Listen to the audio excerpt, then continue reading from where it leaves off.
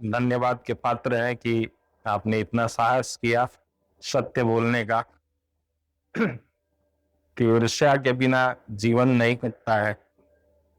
जब तक वह आता नहीं है तब तक ऐसा लगता है कि दिन अधूरा है। यानी जैसे सब्जी में नमक ना पड़े तो आनंद नहीं आता है, उसी तरह से ईर्ष्या अगर ना हो तो ऐसा महसूस होता है। तो इसके लिए आप निश्चित रूप से धन्यवाद के पात्र हैं, क्योंकि आपने अपने भाव को समझा है, उसे रखा है। वास्तव में यह सिर्फ समझने योग्य बात है, और समझना भी आपको ही है। गुरु सिर्फ आपको एक मार्ग देता है, एक शब्द जो है आपके अंदर उतारता है। यानी गुरु की वाणी वह ऊर्जा होती है जो आपके हृदय में उतरती है। और जो ईर्ष्या है, जिसको मैं बार बार कहता हूं कि वास्तव में वह ईर्ष्या है नहीं, वह प्रेम का ही विकृत रूप है। क्योंकि जिसे आप जानते नहीं उससे ईर्ष्या कर नहीं सकते हैं, और जिसे आप जानते हैं निश्चित रूप से उसके प्रति आपके अंदर थोड़ा बहुत भी लगाव, स्नेह, प्रेम होता ही है।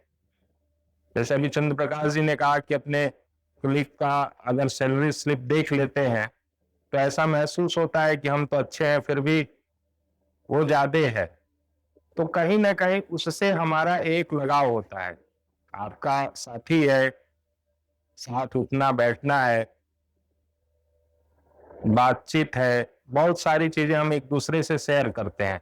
तो कहने का अर्थ यही है कि जो कुछ भी ईर्ष्या के रूप में आपको प्राप्त हो रहा है वह आपके प्रेम का विकृत रूप है। और गुरु या मार्गदर्शक या अनुभव करता, जो भी इसका अनुभव किया हो, यानी प्रेम का अनुभव किया हो, उसकी वाणी आपके हृदय को छूती है, आपके अंतरतम को छूती है। और जो ईर्ष्या पड़ी हुई है वह स्वतः परिवर्तित हो जाती है और प्रेम बन जाती है। यानी ईर्ष्या जो बार बार आपको परेशान कर रही है या ऐसी परिस्थिति में ला देती है, वह सिर्फ और सिर्फ गुरु के वचन, गुरु की वाणी, गुरु का आशीर्वाद ही कार्य करता है। सूचना एकत्रित करने से, उसके लिए कोई विशेष प्रयास करने से कुछ होगा नहीं। जैसे अगर कोई सुगंधित पुष्प है आपके आसपास रखा जाए तो निश्चित रूप से वह सुगंधित पुष्प आपको आनंदित करेगा, आपको सुगंध से भरेगा। भले ही आप कितने वो विचलित रहे, कितने वो परेशान रहे, आपका मन न भी हो, लेकिन वह आपके पास अगर आ गया, वह सुगंधित पुष्प आपके आसपास, आपके इर्द गिर्द है, तो उसकी सुगंध स्वतः आपके अंदर प्रवेश करती है। उसके लिए आपको कोई प्रार्थना, पूजा या कोई वह विधि व्यवस्था नहीं करनी होती है।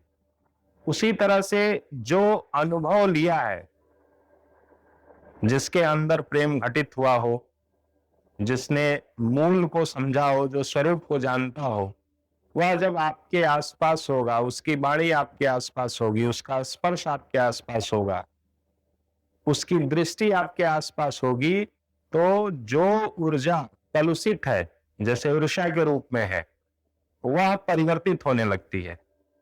और वह घटना कभी अचानक भी घट सकती है, धीरे धीरे भी घटती है।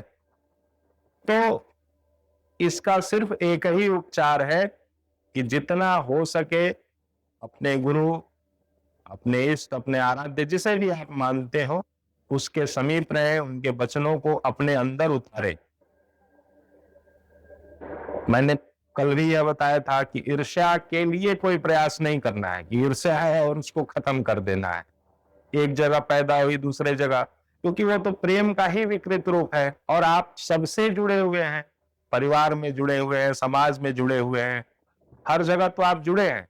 तो कहाँ कहाँ आप ईर्ष्या को काटते पीटते चलेंगे। तो एक ही उपचार है सुशील जी, कि गुरु की वाणी, गुरु के वचन को हृदय में उतरने दे। उसी से आपको राहत मिलेगी, उसी से आप मुक्त होंगे ईर्ष्या जैसी चीजों से।